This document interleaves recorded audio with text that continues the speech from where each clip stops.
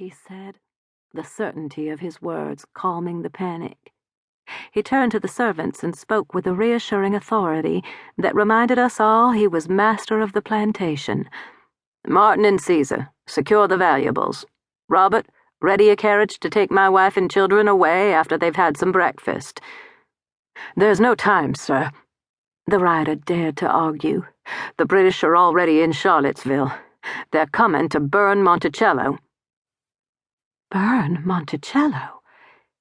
My gaze darted about the brick-walled rooms of our plantation house, cluttered even then, in its first Palladian incarnation, with Papa's cherished artifacts, marble busts and gilt-framed paintings, red silk draperies and a pianoforte, books and buffalo robes.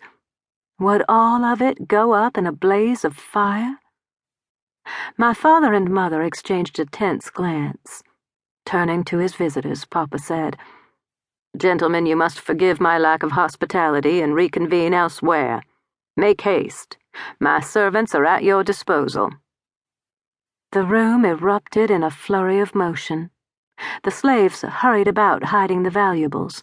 Metal clanked from the direction of the dining room, the sound of the silver forks, spoons, cups, and candlesticks being stuffed into pillowcases. Mama called Polly and me down to her. We rushed to her side, and she swiftly bundled Polly into her arms, snatching me by the hand and rushing us out into the damp night. My heart galloped as my bare feet scrabbled on the cold ground, and I could feel my mother's answering pulse pounding as she tugged me with a cold, clammy hand. Mama had been in poor health since the recent loss of a baby, and she couldn't hide her trembling from Papa as he hurried us to our carriage. "Hush," he said, though she'd not spoken, pressing his forehead against Mama's. He murmured softly to her, and I wished I could hear what he said. All the commotion, heavy feet trampling our flower beds, horses whinnying and jangling in their bridles, and men stuffing papers into saddlebags, obscured whatever words my parents shared. But anyone watching would know that their whispered words were laced with passionate devotion.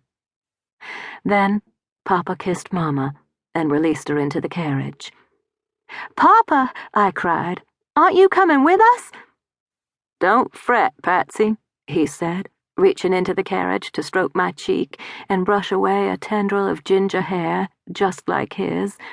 "I'll secure my papers, then follow on horseback." But the rider had warned us to go now. The British would capture Papa if he stayed.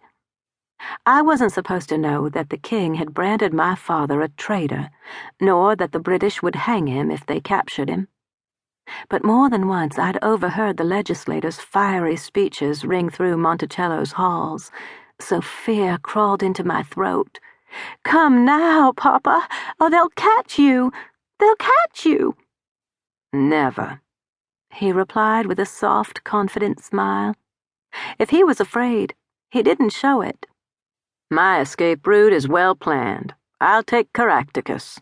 There's no faster horse in Virginia." The thought of him alone with enemies all around, the thought of us fleeing without him, the terror of never seeing him again, all of these horrid imaginings had my heart pounding so fast it was hard to breathe. I clutched at him. "Surely you won't send us alone?" Papa grasped a large satchel from the hands of a servant and passed it to my mother. "Be my brave girl. You won't be alone," he said, then called over his shoulder to a figure in shadow, and a reedy young man appeared at his side.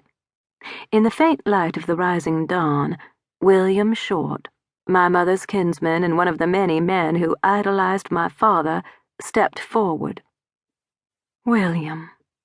How strange it is to realize now that he was always with us. From the very start. From that first frantic moment when I learned what it truly meant to be the daughter of a revolutionary, William was there at my side.